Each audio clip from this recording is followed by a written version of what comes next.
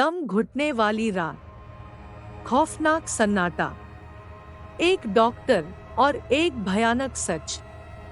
क्या हुआ जब उसका सामना हुआ एक असली भूत परिवार से?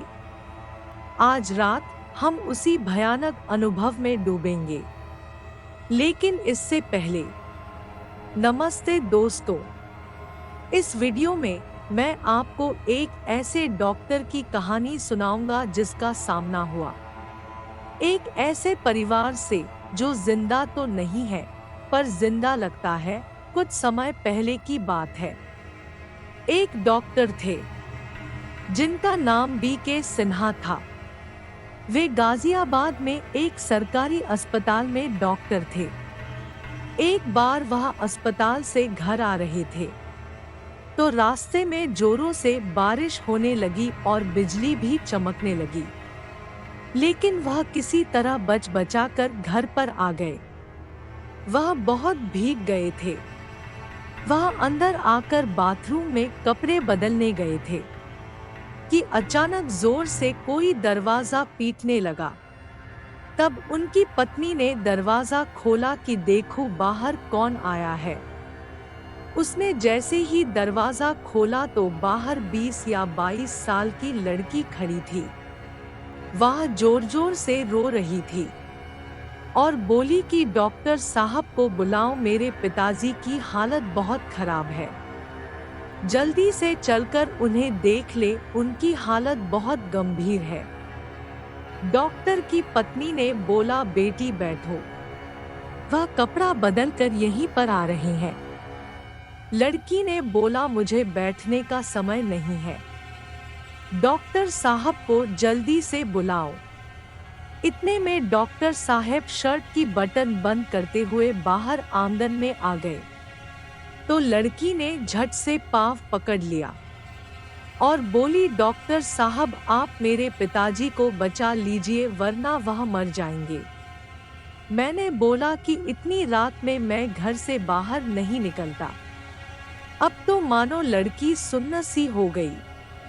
तब मैंने बोला, चलो चलता हूँ। लड़की ने झट से मेरा बैग उठा लिया।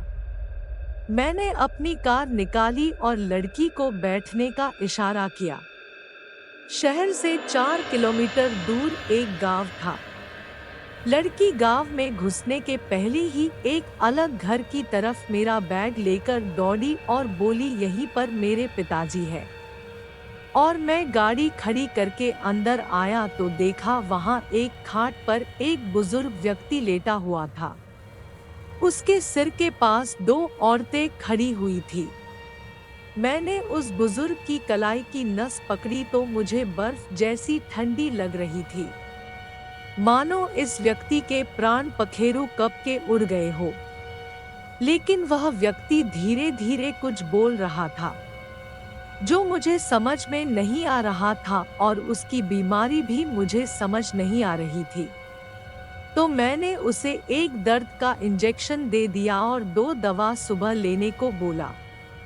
मैंने दवा का पर्चा जो 2 औरतें खड़ी हुई थी उनके हाथ में दे दिया। फिर वह लड़की मेरा बैग लाकर गाड़ी में रख दिया। मैं घर वापस आ गया। दूसरे दिन जब मैं अस्पताल जाने लगा तो सोचा मरीज को देखता चलूं, जिसका इलाज मैंने कल रात में किया था। जब मैं वहां पर पहुंचा तो देखा वहां कोई घर नहीं था। तब तो मैं चौंक गया। तभी गांव में रहने वाली कुछ औरतें वहां से गुजर रही थी। मैंने पूछा, जो कल यहाँ पर परिवार था वह लोग कहाँ गए?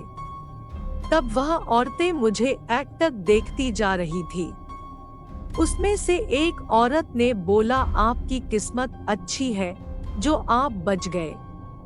उस बुजुर्ग व्यक्ति का इलाज किया नहीं तो आज आप जीवित ना होते।